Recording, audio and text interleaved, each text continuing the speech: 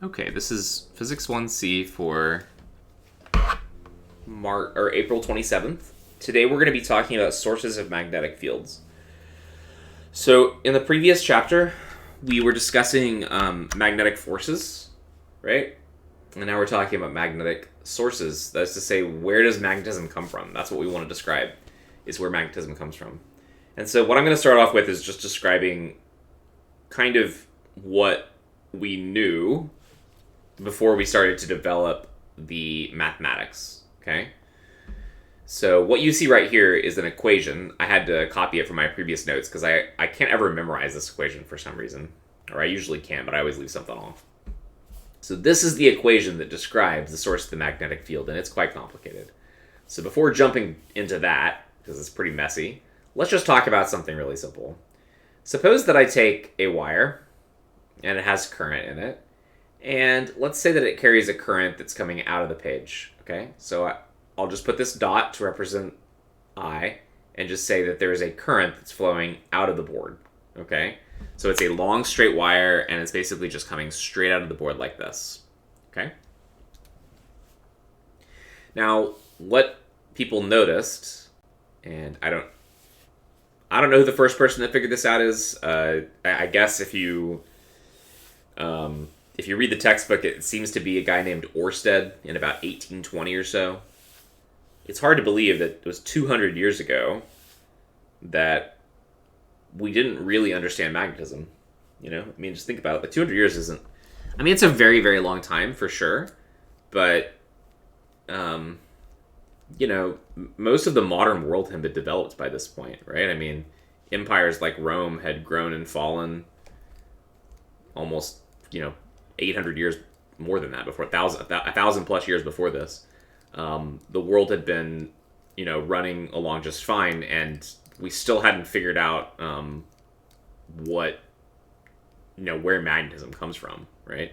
And how it connects with this new phenomenon that had been starting to understood, which is electricity. So supposedly this guy Oersted was doing some kind of lecture demonstration, and he figured out that when he turned on a current, it could cause a magnetic compass to kind of deflect. And what you figure out is if you were to take some compasses and place them around a current carrying wire, so if I have a wire here that carries current out like this, if I take a compass and I place it nearby, so let's say that I take a little tiny compass right here, so there's the compass, and let's say this is the north end of the compass here. We color it red. And then the south end of the compass is like this. Then what you'll find is that compass will basically, let's see if I did this right. I think I did that right. If I place the compass needle right here, it's going to line up like this. And if I take that exact same object and I place it up here, so that it's kind of above or north of the current carrying wire, then the compass needle is actually going to point this way.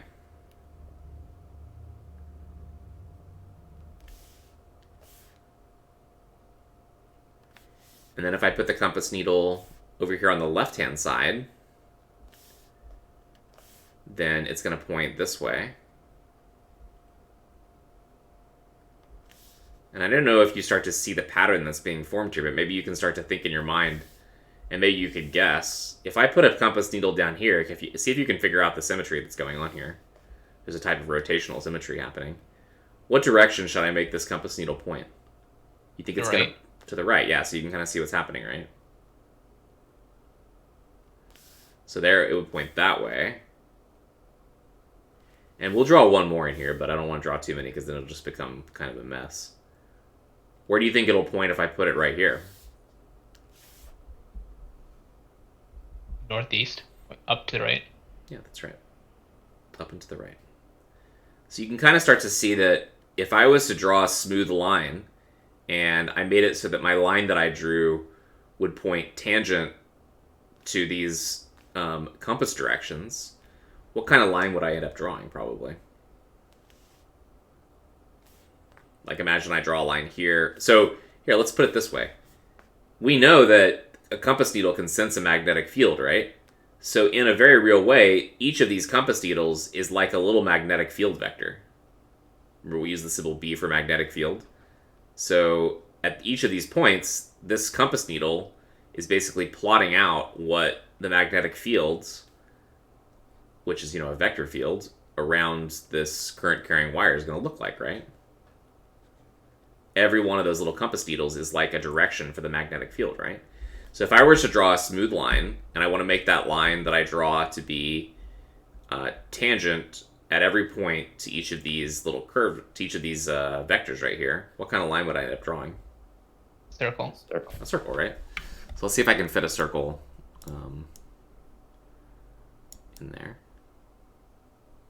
Let's put like right there, make it a little smaller. I'm sure these won't all completely line up because I wasn't doing a perfect job, but I might kind of do okay. Something like that. It's kind of okay. And let's make it green. So this would be the direction of the magnetic fields around that current carrying wire. It forms this circular path like this. And if you were to drop iron filings around this this wire, they would the iron filings themselves would kind of line up like this as well.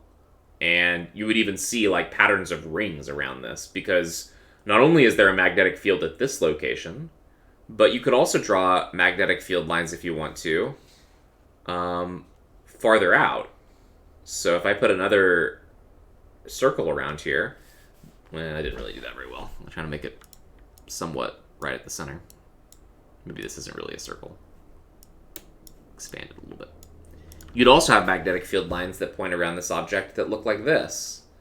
Except the difference would be that the magnetic field out here would be a little bit weaker than the magnetic field over here on the inside. Right? And that just makes sense. The farther away that you get from this current carrying wire, the magnetic field has to get weaker. But it is the wire itself that has current flowing through it that produces this magnetic field. Now, that doesn't mean that if you just take a piece of metal that doesn't have current flowing through it, a piece of metal isn't going to produce a magnetic field by itself, okay? But once it has electric current, the flow of charges through the wire will produce this effect that we call a magnetic field. And that's it. That's where magnetic fields come from. Magnetic fields basically arise from moving charges.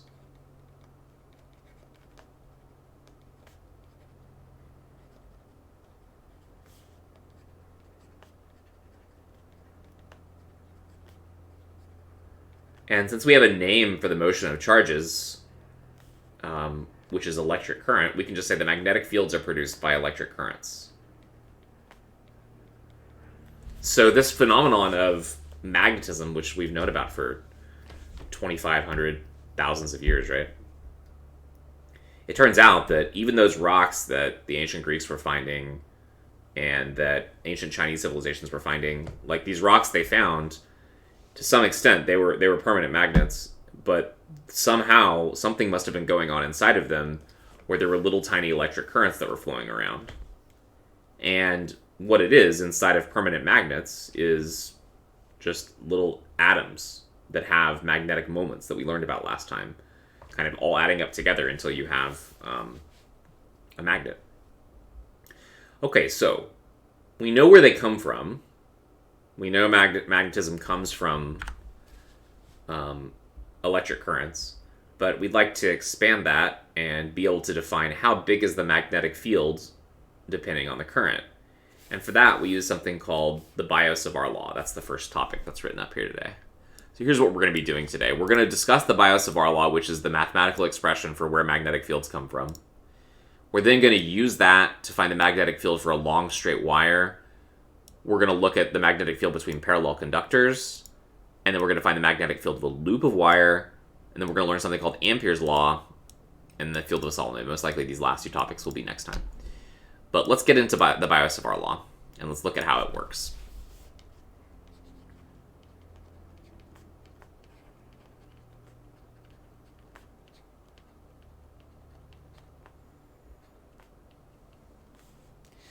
So I don't know how to pronounce this, to be honest. I think it might be Biot-Savart or Biot-Savart. I know that the T's are silent, and I say I know that. I may be wrong, too. Regardless, this law is an empirically derived law based on experiments with wires, basically. And what it says is that the magnetic field that's produced, shows up over here on the left, is produced by a current. So you need to have a current right here, which is what the I is.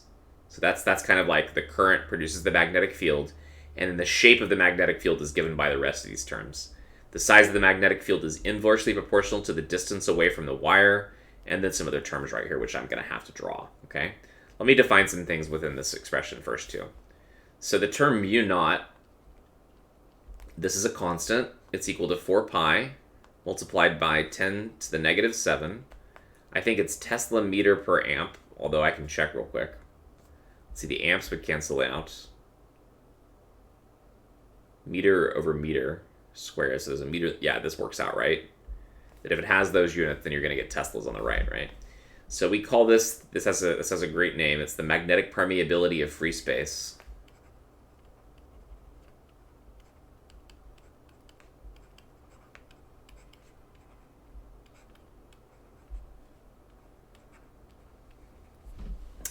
Oh. I guess I could go ahead and just put this picture right here. Move these back over a little bit. This is kind of a picture of how the currents are produced. So the way I knew how to draw these wires right here is you basically take your thumb and you point in the direction of the magnetic field. So in the case of the picture that's right here on the screen, the magnetic field comes out of the page. So I have my thumb, instead of going in, it's going out towards me. And your fingers wrap in the direction of the magnetic field. And that's shown in this picture right here too, where you basically kind of think about it as if you grip the wire as if you're holding it with your thumb, then your fingers are going to rotate in the direction of the magnetic field. And that's explained here. You can read that if you want to. So mu naught, the magnetic permeability of free space. What does that mean? This number is a representation of the resistance of space to the development of magnetic fields. Okay? It's the resistance of space to the development of magnetic fields. So space has a natural resistance to a magnetic field being produced there. And this is the quantity that describes it. It's a very small quantity, 10 to the negative 7. So when we look at this equation right here, and I know this equation is hard to look at. I know it's hard to read, okay? But let's see if we can understand something about what this says. Let's just look at those two terms right there, because what we're going to learn is mu naught times I is really the only part of this equation that means anything at all. The others, everything else in this equation just says, this says the fact that the r squared is in the denominator means the magnetic field gets weaker the farther away you get. That's what I was trying to say here. The magnetic field's strong when you're close to the wire, and it's weak when you get farther away. And this just tells you the direction, right? Because the cross product gives you a direction, right? So almost all of the important information about magnetic fields is contained within those two terms. So let's focus on those two terms. What this says is that magnetic fields are produced by currents, and the size of the field is suppressed by this value, 10 to the negative 7, okay? This is kind of opposite of the way that electricity worked, right? Because with electricity, if you remember, the constant that shows up with electricity is 9 times 10 to the 9, right? This is times 10 to the negative 7. What that means is that magnetic fields are generally going to be very small. We're going to be talking about magnetic fields that have orders of microtesla. The magnetic field of the Earth is 50 microtesla, okay? Now, the magnetic field of a big, like, bar magnet that you might find in a laboratory might be something like half a Tesla or something like that. But yeah, that's what that constant represents. The resistance of space to produce magnetic fields, and it controls the size of the fields that are produced. Okay, let's see if we can understand how this equation works. So to do that, what we're going to do is we're going to take an arbitrarily shaped wire. So take a wire like that.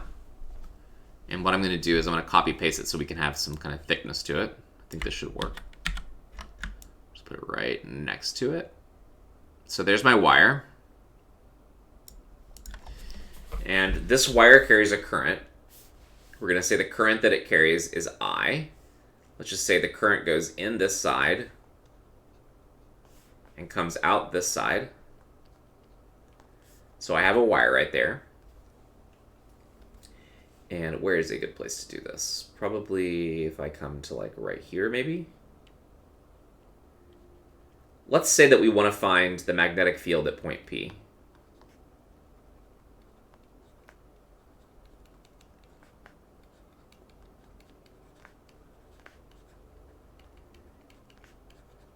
Okay, and this will allow us to actually use this equation right here. Okay, so to find the magnetic field at point B, we're going to say that we can break up our little current carrying wire here into a bunch of little smaller pieces. Okay, and let's choose a couple pieces. Like we'll choose a piece like right here, for example. So we take a piece of our wire right here. We know that it has current flowing through it, and we're going to draw a vector to represent DL, which is going to be a piece of the wire, okay? So we'll draw that vector right here. In fact, let me actually use the shape for this because I don't want it to look super bad. So you draw a vector. That vector is going to be what we call DL. And just to make it clear what DL represents, it's a vector that points parallel to the direction of the current, like this. This would be like a little DL vector. And this would be like a little DL vector. It's just like when we were doing things with electric fields. We broke up our wires into little pieces like this. So this would be a DL vector. This is a DL vector. And this is a DL vector.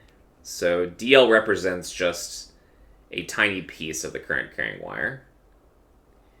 Now, what does this tell us to do? Well, it says something about R hat and R. So in order to deal with that, what we're going to do is I'm going to draw a line from here out to the point P. You always start from the current element and you go out to the point. So we draw a line from here to here. And that vector is what we're going to call R. That's the position vector, right? So now we have DL, we have R, we have I, and everything else in here is like constants, mu naught and 4 pi. So we have everything that we need, right? So what does this equation tell us? Well, like I said, if you look at this part right here, that's going to tell you the direction of the magnetic field at that location, okay? It says if you do DL cross R, it will tell you the direction of the magnetic field, right? So you all tell me, look at the direction DL points. Look at the direction that R points. Remember that R hat and R point in the same direction, right? Like if R is this way, remember that R hat is just a vector that's unit length that points that way. And the definition of R hat is basically you take the vector R and you just divide by its magnitude. So you get just the direction out of it, right? So R hat points in that same direction. R hat points this way. So if I do R hat cross DL, or R cross DL, it gives you the same answer. What direction do I get for the magnetic field? Is it out of the page or into the page? Or sorry, it's not R cross DL, it's DL cross R. That's important. You go DL cross R hat. Out of the page? Out of the page, that's right. And again, to understand how that happens, I'll move over a little bit here. DL's this way. You rotate your fingers from DL up to R hat, and your thumb points out of the page. Right? Great. So where is the magnetic field then? Well, it's at point P. That's the point that we're describing it at. So at that location then, what's a color we haven't used yet? Let's use green. We can say there is a magnetic field at this location that is coming out of the page. And because this is only the magnetic field, due to just this one current element, we'll call that dB. Because, this is where the hard part comes in, if I want to find the magnetic field that's produced by the entire wire, I now need to integrate this expression over the entire wire. And that becomes quite complicated, right? Okay. What if I go to the other side of the wire? Let's try the same thing. So we come to another point over here. We'll call this point P prime. And now we want to figure out the direction of the magnetic field at this location. So once again, we go through the same process. We say we need an R vector.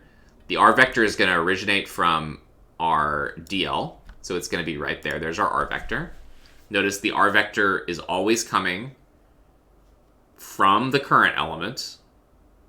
So remember DL, or I want to write this. This kind of represents the current element. And when I say element, I mean kind of like element, like in the way that, things are made of the elements, like on the periodic table. This is like the current carrying wire is made of a bunch of little tiny current elements. Okay. So if I draw my R this way, I'm using the same DL just to keep things simple. Now if you do DL cross R, what direction does that point? Into the page. Into the page, right? So now you go DL's this way, R is this way, thumb is into the page. Okay. Now let's see if we can generalize this so we can understand more about what this equation is saying. So now if I wanted to, at this location, draw a direction for the magnetic fields, it would point this way. Now I'm going to draw one more on here. And I'm going to use this one right here because I don't want to be incredibly... let's go to, let's say this point, for example. We'll call it P double prime. Okay, again, draw a vector. We'll just copy paste this one. So it starts from the DL. It goes out to the point P. That's our R vector.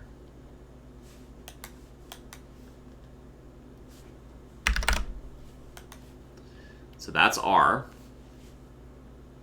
What direction does the magnetic field point at this location? Into the page. Into the page. You all starting to see a pattern here? Mm-hmm. So if I were to pick another random point below the wire, like let's say right here. Let's say I picked a point right here. What would the direction of the magnetic field... What would you guess? Without actually doing any of the work here, what do you guess is the direction of the magnetic field? The page. Into the page. In. Yeah. Because it doesn't matter, right? You can tell, like, it doesn't matter whether R is, like, way over here or way over here. As long as you're on... Let's say that you think that you're riding along with the current. On the right side of the wire, the field's always in. On the above side of the wire, the field is always out. Okay? So... this is actually consistent with the drawing that I did here, up here, as well. In fact, we can check it. Let's just check it real quick. So there's my wire. So the DL is actually coming out of the page now.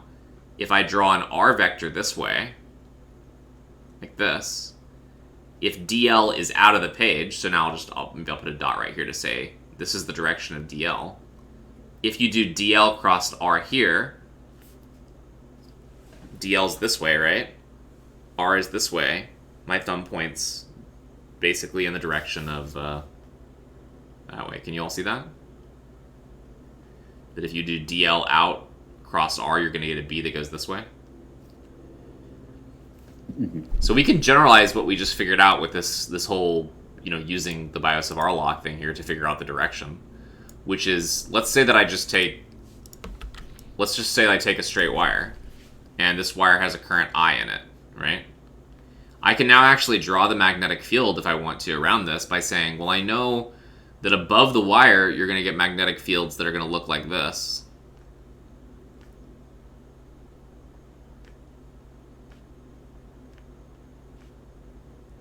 Coming out, right? And below the wire, the magnetic fields are all going to be in. Can everyone see that? And that's really, the bias of R law is really complicated, but this is quite simply all it's really saying. It says one other thing, though, which is that the farther away you get, it's an inverse square law, right? The magnetic field's going to get weaker. So normally the way we draw that, or the way you might see that in a book, is if I go to a farther away location right here, they'll just draw like a smaller X to indicate that the magnetic field's still going into the page here, but it's just a little bit smaller the farther you get away. So as I go farther away up here, we'll just make kind of a smaller dot. So that's my magnetic field direction now. So that's kind of like a mapping of what the magnetic field around a current carrying wire is going to look like. On the top, it comes out of the page, and on the bottom, it goes into the page. And this is exactly consistent with like this picture right here. Because I can take this picture where I say, oh, there's circular magnetic field lines that go around this current carrying wire. If I take that wire, which is currently situated like this, and I twist it this way, then it's going to produce this, right? And again, you don't need the Biot-Savart law to figure this stuff out. You can just use the right-hand rule. Take your thumbs and basically grip the wire. So if this is my wire right here, I'm going to grip the wire as if it was my fingers. And then the magnetic field lines are going to wrap around like this. They're going to come out of the page on top and into the page on bottom. Does that make sense to everybody? That makes sense to me. Does anyone have any questions?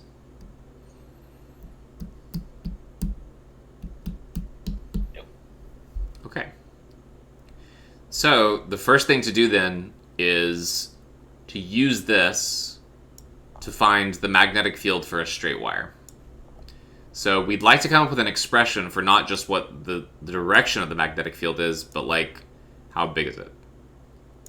Yeah, because we'd like to be able to control magnetic fields. We know that if we found in the last chapter that if we know the value of the magnetic field of something, we can use that magnetic field to control the path that a particle takes if it has a charge.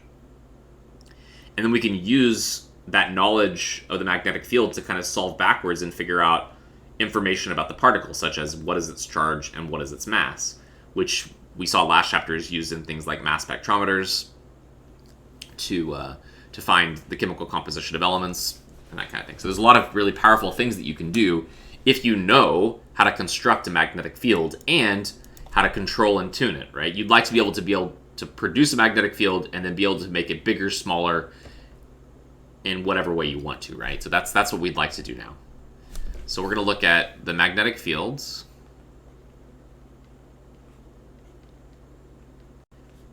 of a long, straight wire. I think what we'll do is we'll start off by finding the magnetic field for just a finite long wire, and we'll use that to find the magnetic field for an infinitely long wire, which has pretty much been the way we've done things so far in this class. All right, so we'll start off with a wire. Maybe make it a little bit smaller.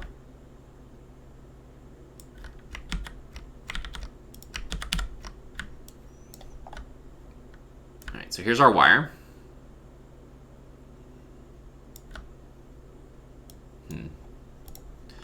I'll make it a little bit fatter. Okay. So that wire is going to carry current. So we'll have a current that's flowing through the wire this way. So the current's going to come in this way and out this way. And we're going to need to put a coordinate system on top of this thing. I need my chair to move around so I can get in a position where I can do this. So,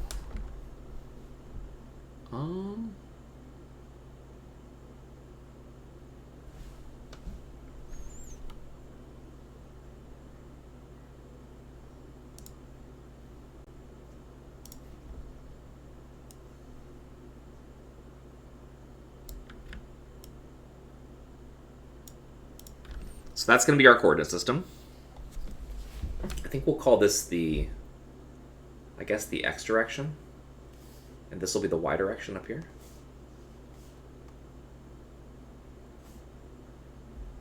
And then we need some like kind of size to this object. So let's say that we kind of cut it off around here and say that this point is going to be y equal to negative a, and this point right here will be y equal to positive a.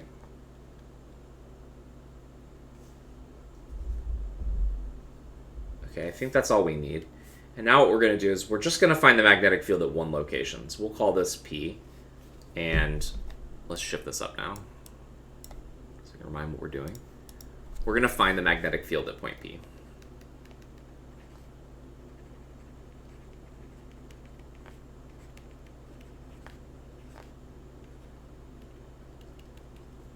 And to do this, we're going to be using that equation.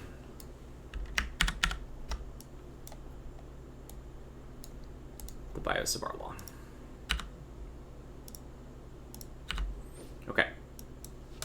So, can I just move these over just a little bit?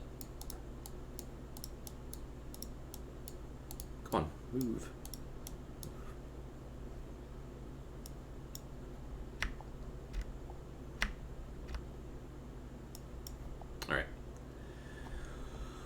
So what we need to do is we're going to need to have a line element. Let's start down here at the bottom, I guess. Let's draw a little vector. Right there. Maybe make it a different color or something. Purple's fine. So this is going to be our line element. This is going to be our DL. And then we need an R vector. That's one of the things that shows up here. So we need to draw a vector from here to here. So that's our R vector. What other things do we need here? I guess we'll just call this position X, I guess, right here.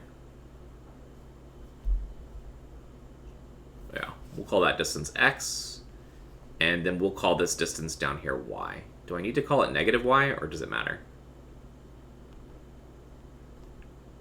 You know, maybe it just makes things a lot simpler if I make sure I use positive quantities, because then we can just let's go up to the positive side right here.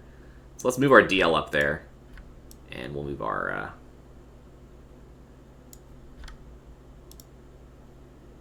maybe I don't need this whole thing. Maybe I just need a line, because that's starting to kind of like conflict with what's going on there. So let's just draw. There's our x-axis. We don't need to draw a line for the y-axis, right? Okay. So, and this is R.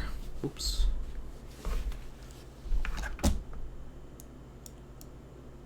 And this is Y. Oops. This is Y. Right here. So that distance from there down to there is Y. Okay, DLRP. Okay.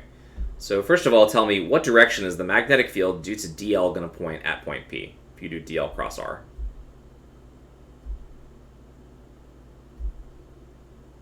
In? In. Yeah, I agree. So at this location, we're going to have a magnetic field line, and it's going to point into the page. So we're going to call that dB. We're going to call that dB.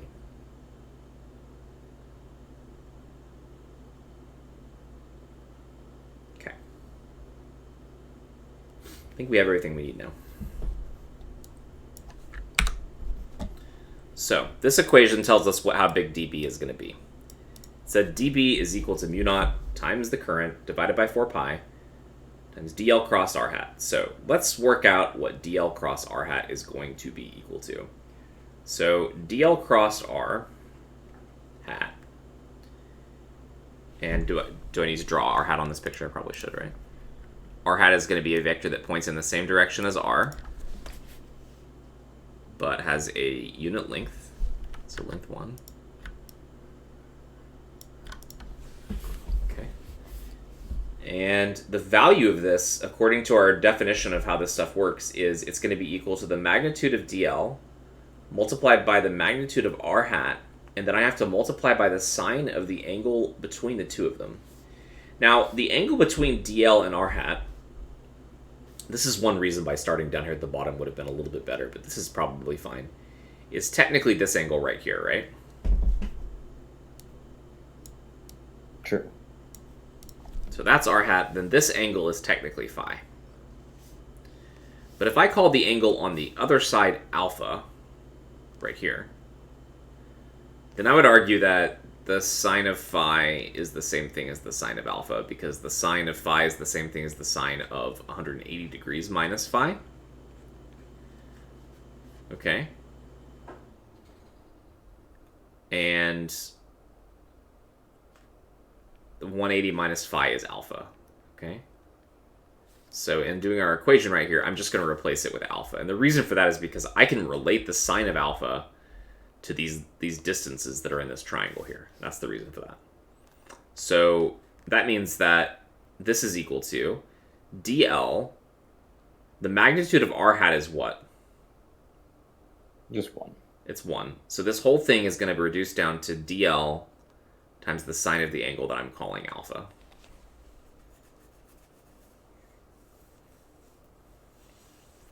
Everyone agree with that? In case that identity is not familiar to you for some reason, which maybe it's not, all it's saying is this.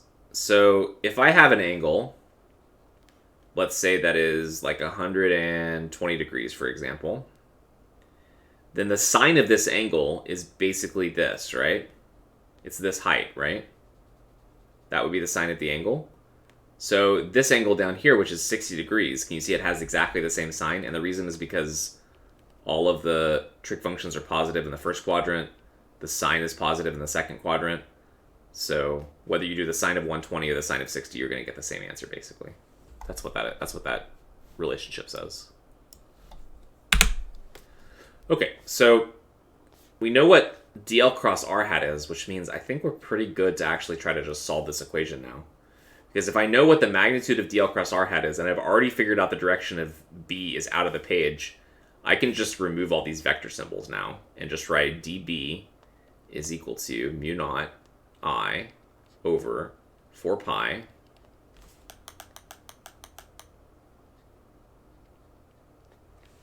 times dl sine alpha divided by r squared.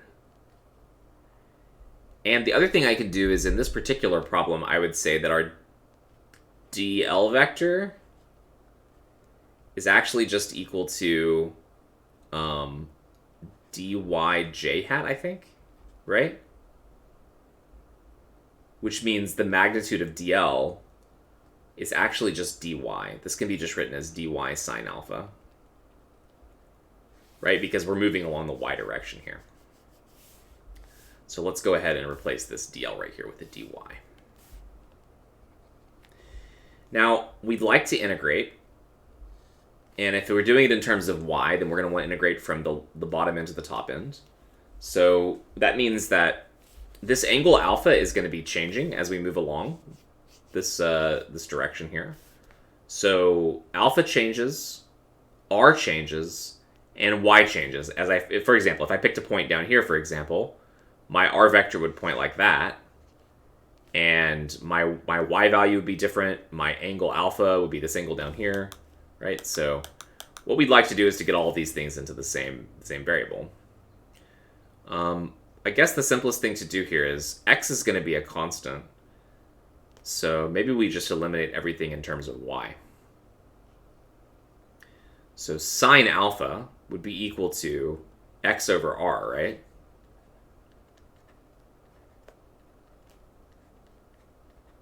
Which would be equal to x over... Y'all agree with that? Mm-hmm. And we've done problems like this. And then r would be the square root of x squared plus y squared. So if we put these all together, we get on the left-hand side the size of the magnetic field. On the right-hand side, we're going to have, so mu naught we can pull out, the current we can pull out, because the current's going to be the same in all the portions of the wire right here.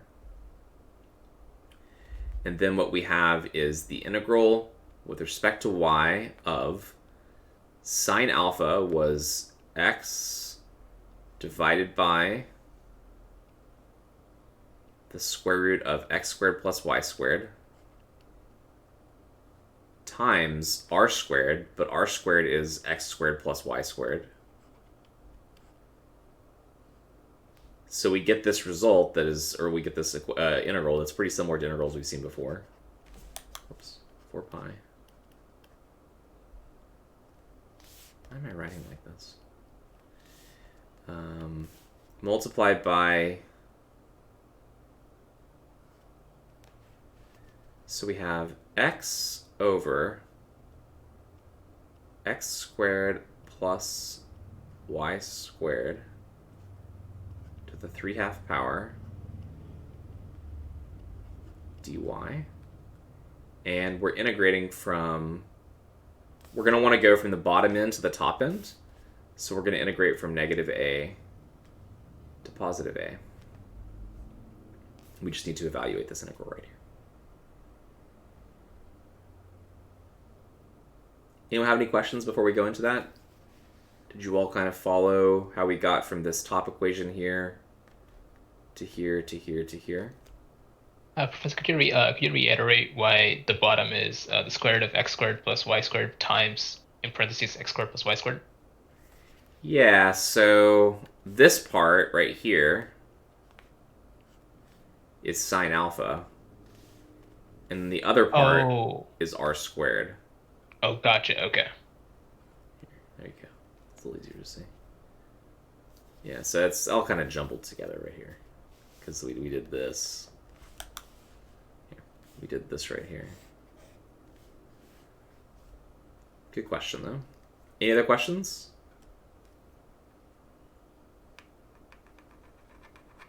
So how do we do this integral? We just do a trig sub or something like that? Hyperbolic trig sub. You have to do hyperbolic trig sub for this? Really? You sure? Yeah. Because it's That's one way to do it. Oh yeah, there's I think probably the other way is a natural log. Oh, Would it have been easier if I just replaced it? It would have been easier, probably. Instead of sine alpha, if I had just used this angle, this would have been a lot easier, I bet. I bet you anything that if I used cosine theta instead of sine alpha, I think this would have been a lot easier. What do you all think?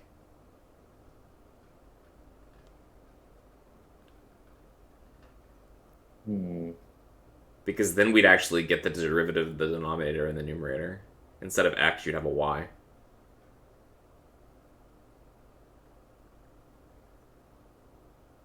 Right? Because it'd be y over r. Sine alpha is the same thing as cosine theta, right? No, what am I talking about? It wouldn't change anything. It'd be exactly. Those aren't equal, but it would be equivalent. Yeah. It's the same thing. See, usually doing these type of integrals is a little easier if you do them with angles, though. Because... That's true. I think if we had done this with angles instead, we would have just left... We'd write this as cosine theta, and then we'd say that r is equal to, like, x tan theta or something like that, or x over cos theta or something, I don't know. And then dy would be, like, related to sine theta or something, and I think it would have been a lot easier. Should we try to do it that way? Or should we just do this integral? I think we can do it. Everyone's scared of a hyperbolic trig sub. I don't think you have to do a hyperbolic trig sub. Do you? Maybe you do. I don't know. I'm just reluctant to use mathematics that I don't know if everybody's seen before. That's my only thing. You're saying if we just do x tan theta, it's not going to work? Y equals x tan theta. Oh, I haven't thought of that substitution. Let's see. Here, let's just work it out real quick and let's see if it makes any sense. Okay, so if y equal to x times theta, then what's dy? dy is equal to x secant squared theta. Is that right? So then our whole thing here is going to become... So the x we can actually pull out. So we have mu naught I x over 4 pi, because x is a constant. And then we have our integral. dy is x secant squared theta. Would it be at the theta? What? Oh, you wrote dy, there should be at the theta, yeah. Definitely. And then the denominator is going to be x squared plus x squared tan squared theta. And then what's the relationship? So I can't ever remember this. I always have to go back to cosine squared theta plus sine squared theta. Equal to 1. We want to get the one that has secants. So you divide this whole thing by cosine. So you get 1 plus tan squared is equal to secant squared. I haven't thought about that substitution. That's a good one. And then that means that this becomes... Please let me know if I drop anything here. So an x here, and there's an x here, so we get an x squared. We can factor an x squared out of the denominator right there. So we end up getting, in the numerator, secant squared theta d theta. And we divide that by 1. In the denominator, wouldn't it be 3 to the 3 halves? Yeah, it's 3 halves, thanks. I knew there was something I was missing. So this whole thing is to the 3/2 power. But then we said we use this relationship that secant squared is 1 plus tan squared. You can change whichever one you want. We'll change the one in the denominator to secant squared. So we end up getting secant squared theta d theta. 1 plus tan squared theta is going to be secant squared theta to the 3/2 power. And that eliminates that, and we're left with, I think, integral of cos theta d theta, right? This is cubed, so you have 1 over secant theta, so we just have cos theta. We can obviously do that integral pretty easily. Now we need to change the limits. So this worked out okay, right? The x squared. Professor, how'd you The get x squared in the cubed denominator? In the denominator. It'll be an Yeah, x cubed in the that's- denominator. Ah, it's cubed, yeah. This is cubed, right? Is that what you're saying? Okay, so to explain that, we factor an x squared out of here. The whole thing ends up being... I could do it right here, actually.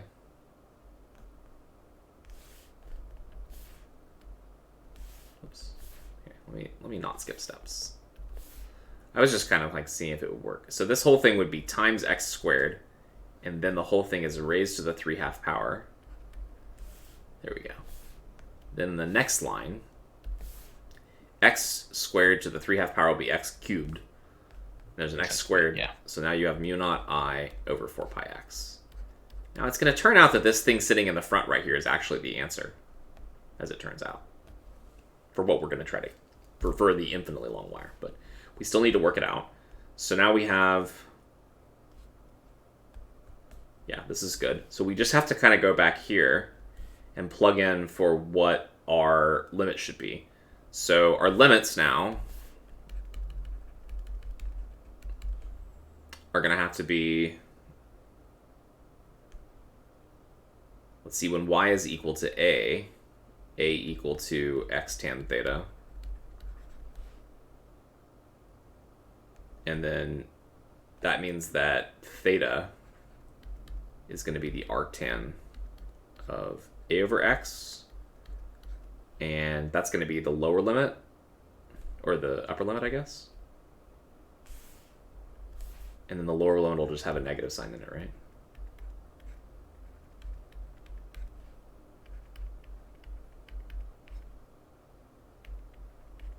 Does that look right? We're just plugging in y equal to negative a and y equal to positive a. And of course, this whole thing is still multiplied by. Uh-oh. I'm getting to where you all can't see what I'm writing.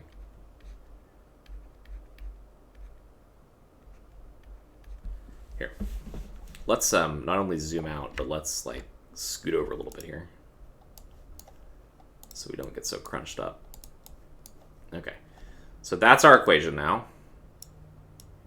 I'm going to shift it over here so we have a little more room to work with. And then I'll zoom back in. Okay, so that's our equation. Does anyone have any questions? We just need to plug everything in.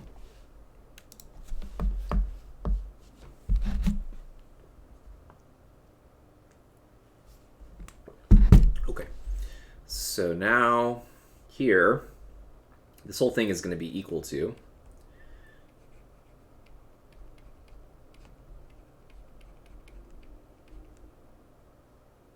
and then we multiply this by the integral of cos theta is going to be sine theta.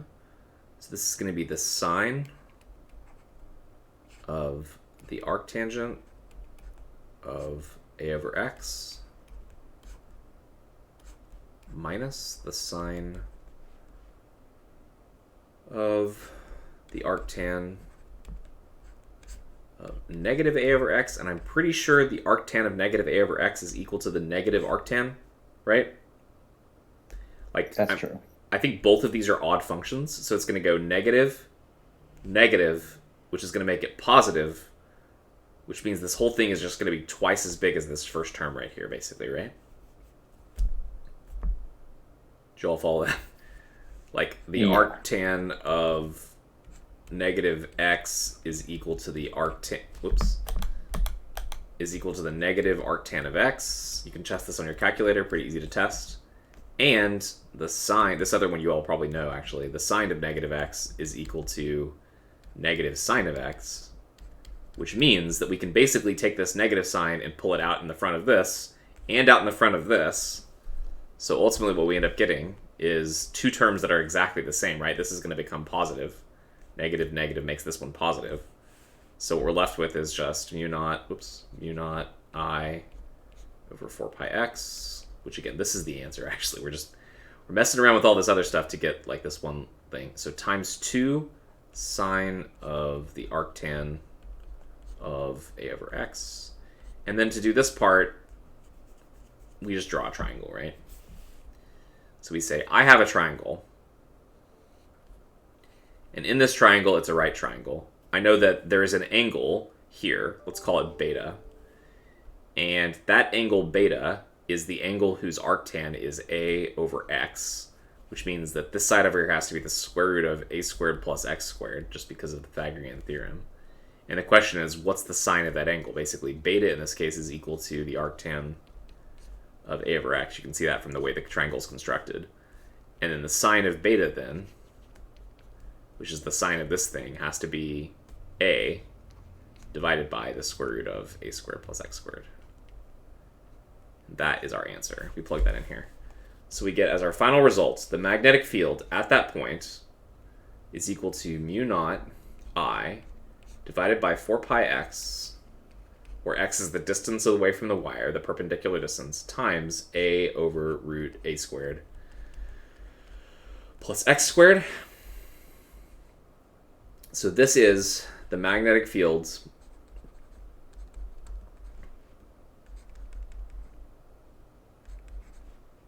Wouldn't it be over 2 pi x? Is there a 2? Yeah, from the 2 Oh, side. oh, yeah. And there's the 2 right there. Yeah, so the 2's are actually going to cancel and we'll have a 2 pi x. Yes, thank you.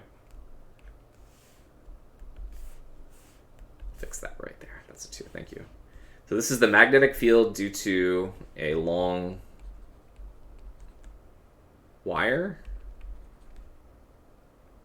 I could say a bunch of other stuff. At a distance x away from the wire. That is to say, given a wire like this that has a length a length of 2a, if I go right in the middle of the wire, this is the value that we get right here. All right. But just like we did with the electric field due to a wire, we also wanted to say, what if the wire is infinitely long?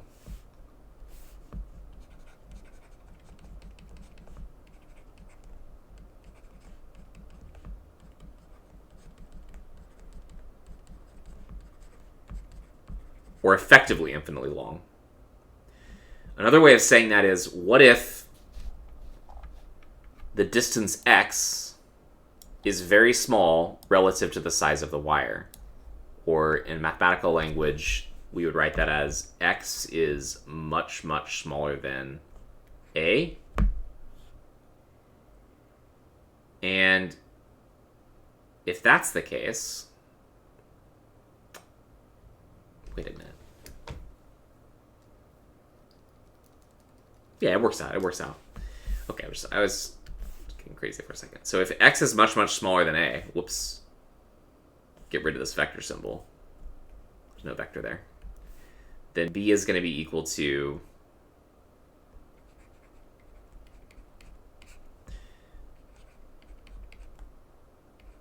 so this entire expression, what's it going to reduce to if x is much, much smaller than a? Just this part. Yeah, it just gives me a over square root a squared.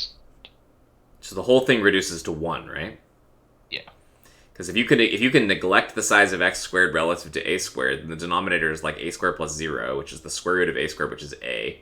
So you get a over a, just to be more clear what I'm saying. If we can do square root of a squared plus 0, then this is equal to 1. Now we're not really making x 0, it's just 0 relative to a. So this x term still stays here. But this is the answer we get, and this is the answer we want. That is a very simple result.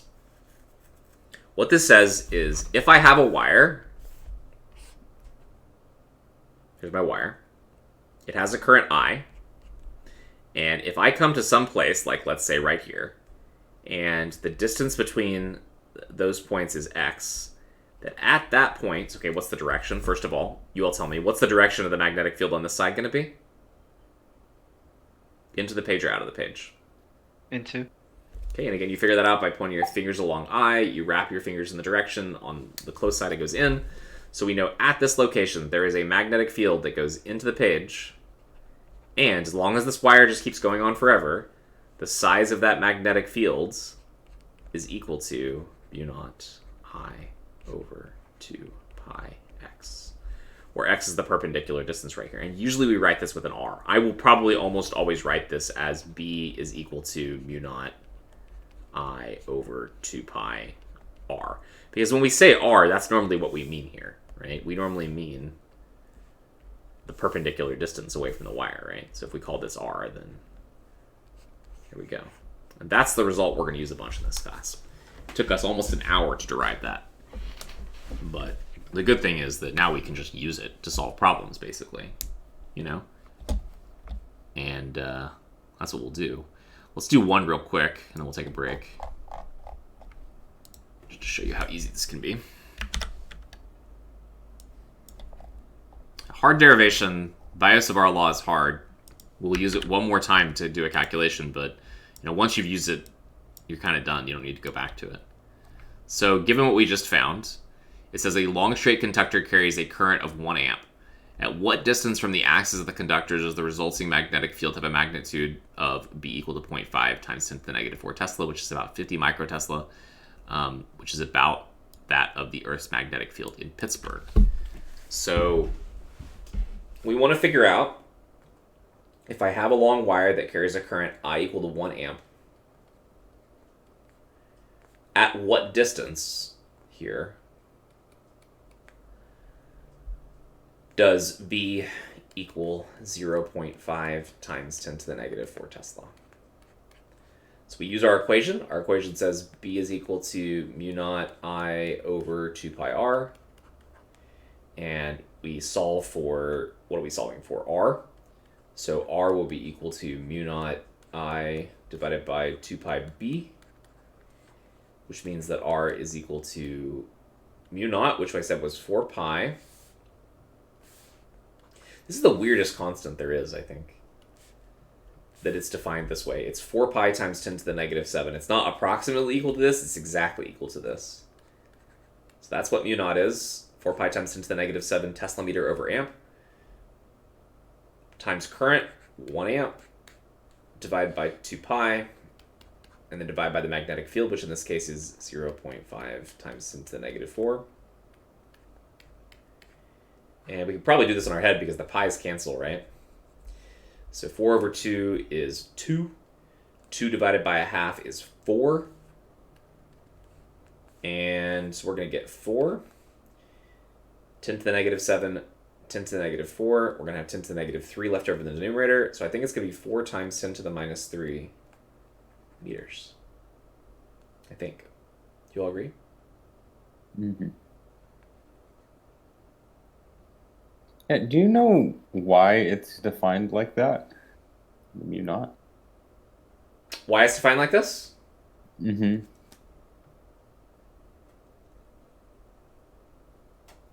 Probably I could look it up on Wikipedia or something. So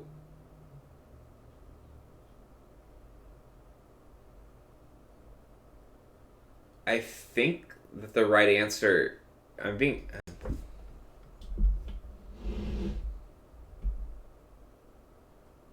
Ooh, historical origin. I'd be interested to know what you're reading, but I have a feeling it has something to do with the speed of light. What does it say?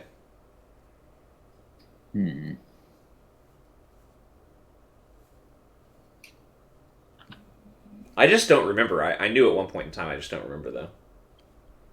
I'm trying to think about the way that Maxwell and Faraday wrote about this stuff, but I can't remember what they like. Just they didn't use these constants the same way we did, you know? When they wrote these equations down, they used different constants because they were using different units. I don't know what the number is. Wiki says chosen such that the RMKS unit of current is equal in size to the ampere in the EMU system. Right. Yeah, so there you go. That's not much of an answer, right? Yeah. It says that they're totally human decisions. Totally not. Yeah, it's not random. Yeah, it's 100% us. It's based on our system of units, basically, yeah. I mean, so this is where the symbol shows up for the first time is in this equation, right? So it has to be based on this, and I guess the way you could think about it is that this converts current into magnetic field, right? That's what it's doing. So, you know, like it's saying, it makes it so that if current is measured at amps, that you get magnetic field measured in Tesla. And the other thing is, this has to be consistent with the definition of the magnetic force law, right? QV cross B is equal to the force, because that also has magnetic field in it. So, yeah. But, I thought it was going to have something to do with the speed of light. I guess it doesn't. All right, so we started at like 2:30, I think. So it's 3:30 now, so we should take a break. We'll probably just take one break and then kind of finish a little bit earlier today than normal. And kind of finish up on Thursday. But let's go ahead and take a break. We'll go... Let's do this 3:40 p.m.